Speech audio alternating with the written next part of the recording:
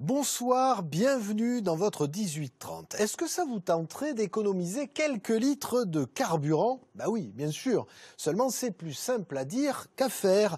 Le vélo, oui, pourquoi pas, mais jusqu'à un certain nombre de kilomètres. Et puis s'il ne pleut pas trop. Les transports en commun, ok, mais à condition qu'il y en ait. Alors, pour des villes sans voiture ou avec moins de voitures, des solutions existent ou sont à l'étude, on va en débattre. Mais tout d'abord, cap sur Montpellier, où là-bas des associations s'opposent à une future route. Laurent Raffier, bonsoir. Vous êtes membre du collectif Autre-Com, c'est-à-dire Autre Contournement Ouest de Montpellier. Vous vous opposez à ce projet. En quelques mots, est-ce que vous pouvez nous expliquer pourquoi ? Oui, bonsoir, merci. Nous nous opposons effectivement au projet de contournement ouest de Montpellier tel qu'il est, mais en réalité nous proposons une alternative, tout simplement parce que, comme vous l'avez dit, il faut diminuer, trouver des solutions alternatives à la voiture et que ce n'est pas en construisant de nouvelles routes qu'on va diminuer l'usage de cette voiture. Et donc nous proposons de fait de développer les alternatives que vous avez très bien citées d'ailleurs. Justement, quelles peuvent être ces alternatives? Parce que vous le dites, hein, plus on va construire de routes, plus il y aura de voitures. Mais alors qu'est-ce qu'on peut faire différemment, allais-je dire? Alors, de manière très simple, si on prend le projet en question, la métropole prévoit la création de bus sur des grandes pénétrantes qui permettent d'accéder au centre-ville, mais ne prévoit pas de bus qui vont servir à contourner et à mailler en fait ces pénétrantes. Ça, c'est un élément essentiel. Donc, avoir un véritable réseau maillé de bus et de tramways aussi en périphérie et pas uniquement en ville. Ça, c'est le premier élément. Élément très important, ne pas reléguer la périphérie aux contraintes automobiles. Et le deuxième élément clé, c'est le développement de ce qu'on appelle les réseaux express vélos, qui sont des réseaux structurants qui permettent de parcourir des grandes distances, jusqu'à 10 km, avec un vélo électrique. Voilà. Alors vous le dites, toutes les lois récentes consacrées au transport et à l'énergie recommandent le report des déplacements routiers vers d'autres modes moins polluants. Mais les pouvoirs publics et les collectivités ne le font pas toujours. Pourquoi ? Alors, nous avons un imaginaire qui a été construit autour de la voiture. Il faut savoir qu'entre les années 80 et les années 2000, on a construit 200 km d'autoroutes par an.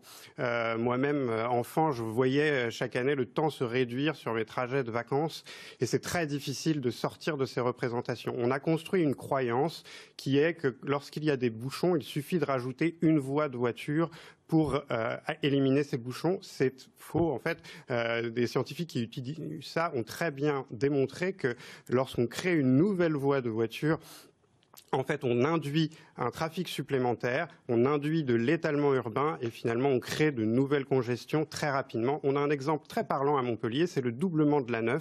Ça fait exactement 5 ans. Et comme il y a encore beaucoup de trafic. Ouais. Merci à vous, Laurent Raffier, de trafic en plus. Ouais.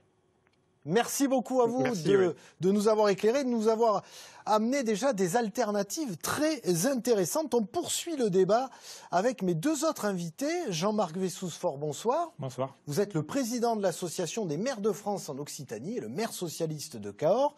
Face à vous, Jean-Olivier, bonsoir. Bonsoir. Vous êtes le directeur de France Nature Environnement Midi-Pyrénées. Premier point, est-ce qu'on peut dire finalement qu'il n'y a jamais eu autant de voitures qu'aujourd'hui, Jean-Olivier ? Oui, à l'évidence. Alors qu'on devrait en sortir, et ça fait même un moment qu'on dit qu'on devrait en sortir. Et si la question c'est est-ce qu'il faut en sortir maintenant, oui, clairement. À la fois pour l'économie, les portefeuilles, les budgets de tout un chacun, et pour les enjeux environnementaux majeurs, donc le réchauffement climatique, mais aussi, c'est important, la qualité de l'air et toutes les maladies qui en découlent. Donc aujourd'hui, il faut absolument inverser le paradigme. Et de ces villes qui ont été construites pour la voiture, il faut absolument passer à des villes penser avec d'autres mobilités alternatives à la voiture individuelle. Alors vous représentez l'association des maires de France, des maires de toute l'Occitanie, pas toujours simple en fonction du format de la ville, hein, et du lieu où on habite et où on travaille, de se passer de la voiture dans notre région quand même, Jean-Marc Wessous-Fort. Non, parce que les alternatives à la voiture, ça ne fonctionne que lorsque vous avez de la densité. Et aujourd'hui, il y a des politiques importantes qui sont menées dans nos cœurs de nos villes. Nous avons par exemple à Cahors décidé de mettre le bus gratuit. Nous avons un plan vélo qui permet de développer ces mobilités douces. Mais dès que vous êtes en périurbain, en ruralité, il est vrai que tout a été conçu par rapport à la voiture et que vous n'avez pas d'alternative à la voiture. Et on a bien vu au moment où l'essence carburant a augmenté de manière importante, où c'est qu'on a eu le phénomène gilet jaune, c'est d'abord dans l'urbain et dans le rural, parce que c'est là que vous êtes le plus confronté à cette augmentation, parce que vous n'avez pas la possibilité de faire sans la voiture. Difficile, hein, Jean-Olivier, de blâmer ces utilisateurs de la voiture, hein, parce que leur travail, leur économie effectivement, en dépend. Et aujourd'hui, par manque de coordination, notamment des pouvoirs publics, et parce que les responsabilités des transports en commun, du rail, de l'aménagement pour les piétons, pour les cyclistes, ne sont pas forcément coordonnées par les mêmes collectivités, parce qu'on reste dans cette dominance de la voiture, que les espaces ne sont pas pensés pour les moyens alternatifs. Tout un chacun qui veut aujourd'hui prendre d'autres moyens se trouve en difficulté parce qu'on n'a pas de solution de porte à porte. Or, si on veut pouvoir se passer de la voiture, en réalité, il faut pouvoir partir de chez soi sans sa voiture, arriver au travail, arriver à l'école, aller faire des courses sans voiture. Et aujourd'hui, si on prend les horaires, les points de desserte, les conditions d'intermodalité, de changement, de correspondance, si on veut pouvoir prendre son vélo et prendre un bus LIO, prendre un bus de transport urbain, monter dans le train, c'est très très difficile. Et donc du coup, c'est souvent un parcours du combattant. Il faut vraiment être volontariste aujourd'hui pour se passer de la voiture. Difficile de coordonner aussi l'État, les collectivités, pas toujours évident hein, dans la décision, parce qu'on dit c'est une décision politique. Oui, alors une fois qu'on a dit ça... Non, mais je crois qu'il y a déjà... Une première orientation qui est indispensable, c'est de travailler à travers nos documents d'urbanisme. Il faut penser la ville autrement. C'est vrai que pendant longtemps, on a mité le territoire, on a privilégié l'étalement urbain. Aujourd'hui, on veut renforcer de la densité, de la compacité. Alors, loin de moi l'idée de retrouver des grands ensembles dans nos agglomérations. Mais il faut penser la ville autrement. Il faut penser les quartiers autrement. À la fois dans une densité qui est plus importante sans doute et qui permet la mobilité douce, mais aussi avec des mixités d'usage. Parce qu'aujourd'hui, c'est lorsque vous êtes dans une commune où vous n'avez pas de service, où vous n'avez pas de commerce, que vous êtes amené forcément à vous déplacer. Si demain, il y a du commerce de proximité, si demain, on renforce le service public dans certaines zones, si demain, on travaille plutôt autour du cœur de village qu'à l'extérieur, on peut imaginer, par cette politique-là, et c'est quand même aujourd'hui ce qui est en train d'être engagé. Vous avez raison, mais là, on parle de demain, et je pense qu'il faut vraiment des solutions aujourd'hui. Alors, on va les voir aujourd'hui. Doivent passer par de la coordination. On va aller voir comment ça se passe aujourd'hui, par exemple à Toulouse, avec en fil rouge l'utilisation du vélo. Pas toujours évident. Reportage dossier pour le 18-30, signé Karen Cassuto et Jean-Pierre Duns. On va faire le tour du bâtiment complet, dans un sens et puis dans l'autre. Dans cette vélo-école, on enseigne le vélo aux débutants comme cette toulousaine, mais pas seulement.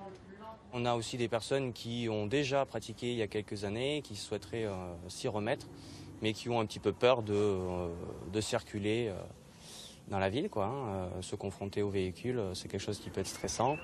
Les demandes sont de plus en plus nombreuses, parce que Toulouse est une grande ville où la circulation est dense. Les pistes cyclables peuvent effrayer. Ici, par exemple, elle est très étroite, et ce n'est pas le seul danger.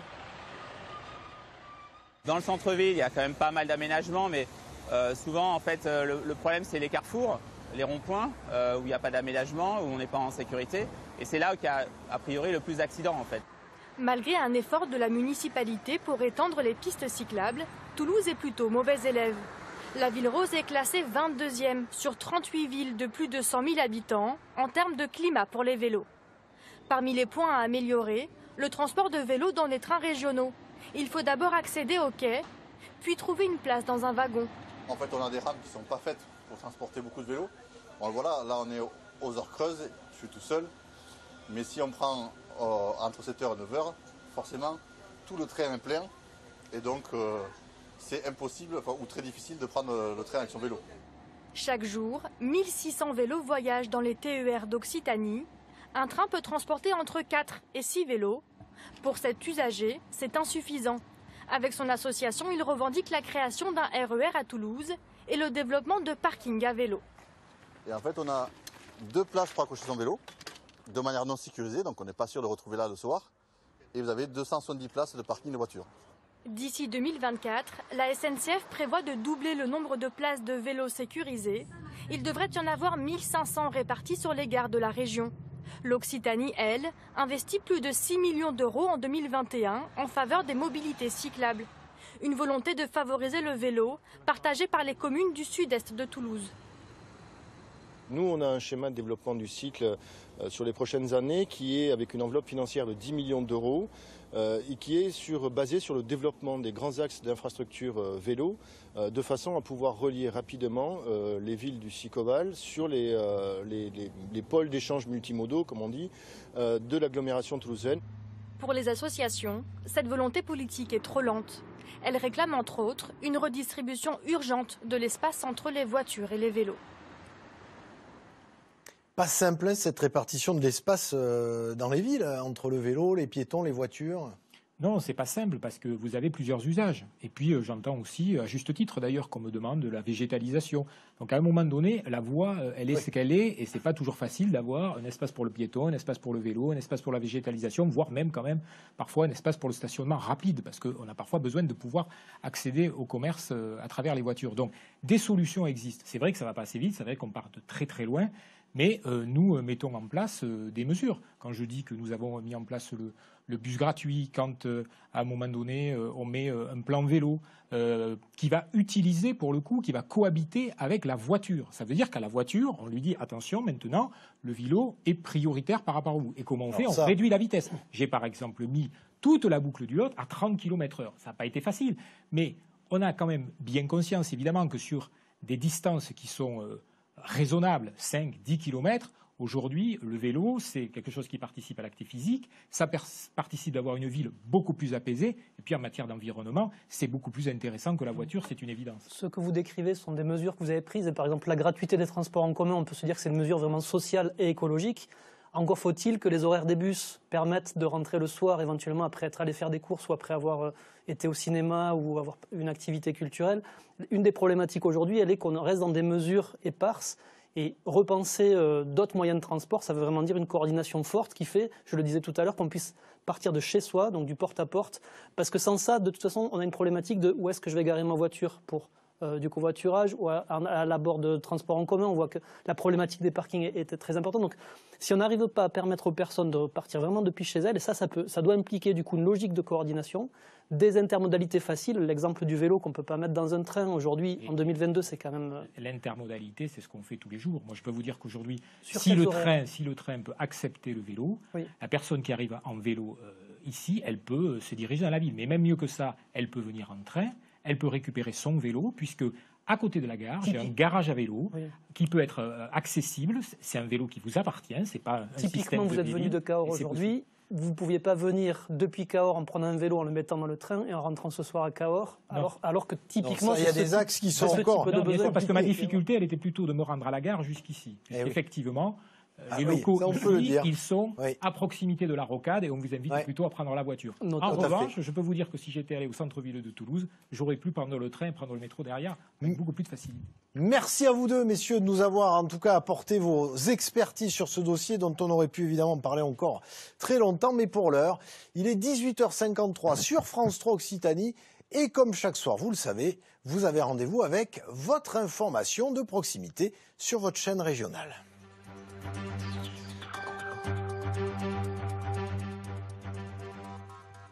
Allez, une ville sans voiture, avec moins de voitures, est-ce que c'est possible? On continue à en discuter avec notre expert du jour, Robin Puchasevski. Bonsoir. Vous êtes doctorant en urbanisme et aménagement du territoire à l'université Jean Jaurès de Toulouse. Alors, on l'a évoqué il y a quelques instants, l'Occitanie est une région très diffuse où le lieu de travail n'est pas toujours celui où on vit. Est-ce que ça rend beaucoup plus difficile la problématique qu'on vient d'aborder? Et bien sûr, et si on a aujourd'hui une telle distance entre les lieux de travail et les lieux de vie, ça n'a pas toujours été le cas. C'est parce qu'on a pendant très longtemps laissé la voiture. On a toujours cru que la voiture pourrait résoudre tous les problèmes et répondre à tous les besoins. Et en fait, aujourd'hui, on se rend compte que là, c'est un aléa comme une guerre voisine, mais ça pourrait être un autre aléa qui qui arrêterait notre approvisionnement en carburant. Et dans tous les cas, on nous dit aujourd'hui qu'il faut réduire l'utilisation de la voiture pour plein d'enjeux que M. Olivier avait exposé plus tôt.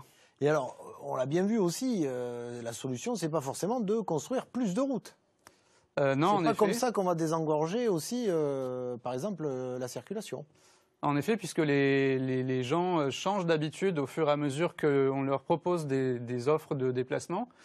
Et donc, ça, c'est quelque chose qui peut être un peu compliqué à comprendre, mais on a des exemples à Montpellier, comme à Toulouse, comme dans d'autres villes, quand on construit une nouvelle route, une rocade, en disant ça va fluidifier le trafic, et bien effectivement, ça le fluidifie sur les quelques premières années.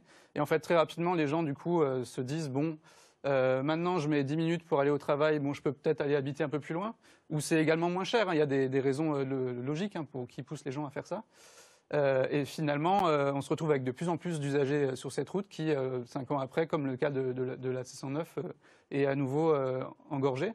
Et donc ce contournement ouest de Montpellier, dont on parlait plus tôt, mais d'autres infrastructures sont promises au même sort.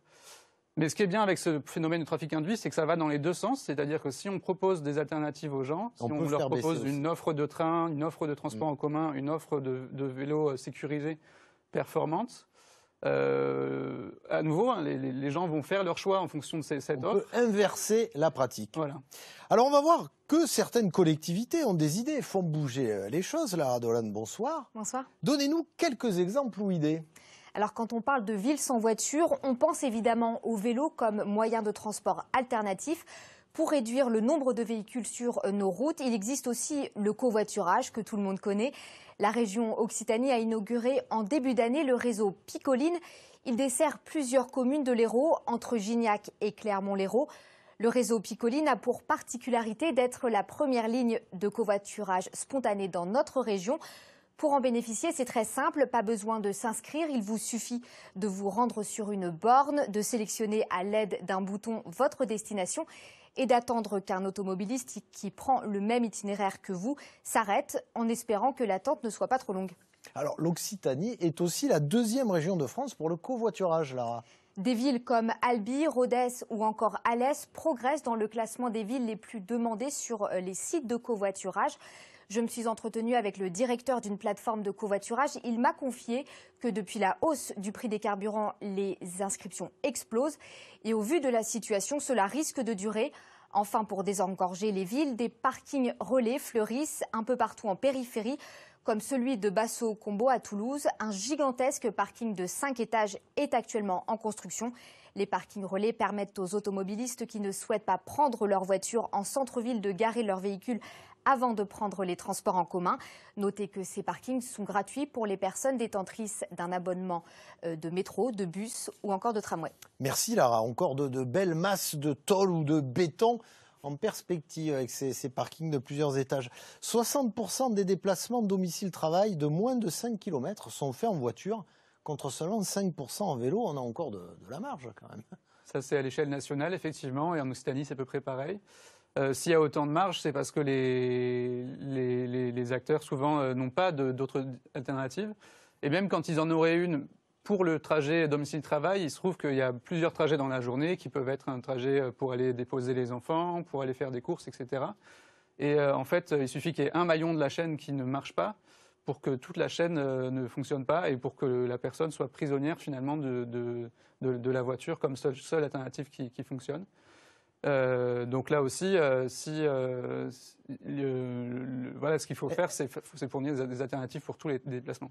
Une dernière question d'actualité en 30 secondes. Est-ce que la donnée économique peut faire, j'allais dire, accélérer le changement de mentalité ou pas forcément avec un carburant à plus de 2 € le litre?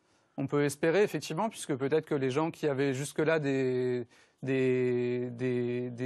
choix qui impliquaient d'être dépendants de la voiture vont peut-être reconsidérer ces choix. Malheureusement, on peut aller très très loin dans la dépendance à l'automobile. Il y a des pays qui subventionnent le carburant. Ici, on le taxe et on pourrait le subventionner. Oui. On peut aller très très loin jusqu'à ce que ça ne fonctionne plus du tout, quoi. Merci à vous en tout cas de nous avoir éclairés sur ce dossier. Merci à l'ensemble de nos invités. Merci Lara. Tout de suite, vous avez rendez-vous avec votre météo, suivi de vos éditions régionales. Bonne soirée sur France 3.